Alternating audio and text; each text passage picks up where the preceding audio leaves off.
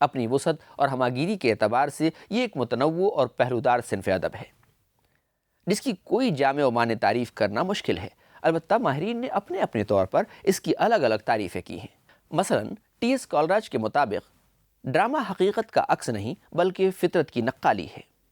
قدیم زمانے سے فنی اصطلاحات میں ڈرامے کا اطلاق اس صنف ادب پر ہوتا ہے جس کے الفاظ گفتار کی متحرک قوت اور کردار میں عمل و ارادے کی کیفیت موجود ہو۔ دوسرے لفظوں میں اس طرح کہا جا سکتا ہے کہ گفتار اور حرکات و سکنات کی مدد سے اپنی بات دوسروں تک پہنچانے کا نام ڈرامہ ہے۔ ڈرامے کے فن پر اب تک بہت کچھ لکھا جا چکا ہے۔ تقریباً سبھی دانشوروں اور ناقدین فن نے اس کی وضاحت و صراحت اپنے اپنے طور پر کی ہے۔ مختصراً یہ کہا جا سکتا ہے کہ ڈرامہ اسٹیج پر حقیقت کی عملی اور فنکارانہ ترجمانی کا فن ہے۔ اس سلسلے میں پروفیسر محمد حسن کی بات قابل غور ہے۔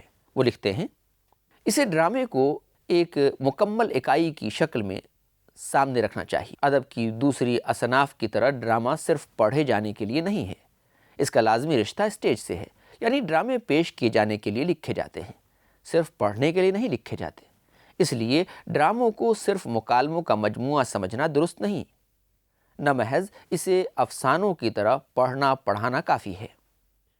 مذکورہ والا اقتباس سے یہ بات واضح ہو جاتی ہے کہ ڈرامے کی تکمیل اس کی پیشکش کے بغیر ممکن نہیں، اور اس پیشکش میں عمل کو بنیادی مقام حاصل ہے۔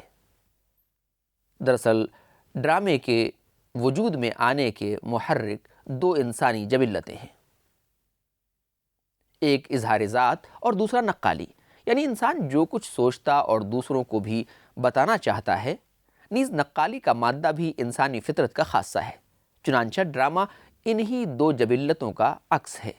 ابتدا میں اس کو شاعری کا ایک حصہ تصور کیا جاتا تھا، مگر رفتہ رفتہ اس نے ایک مستقل صنف کی شکل اختیار کر لی۔ تقریباً ہر زبان کی تعریف میں ڈرامہ کو انسانی زندگی کی عملی تصویر مانا گیا ہے۔ گویا ڈرامہ کو اس فن سے تعبیر کیا جا سکتا ہے جس کی بنیاد حرکت اور گویائی پر قائم ہے۔ ولیم ہیڈسن کے مطابق The drama imitates by action and speech۔ Drama ایک نقالی ہے جو حرکت اور تقریر کے وسیلے سے کی جاتی ہے۔ ارسطو ڈرامے کے لیے عمل کو ضروری سمجھتا ہے کیونکہ اس کی وجہ سے تماشائیوں کے احساسات میں حرکت پیدا ہوتی ہے، اور ڈرامے کی کامیابی اور مقبولیت کا انحصار بھی اسی پر ہے۔ یہی وجہ ہے کہ اس نے عمل کی تکمیل کے لیے 6 اجزاء کو لازمی قرار دیا ہے۔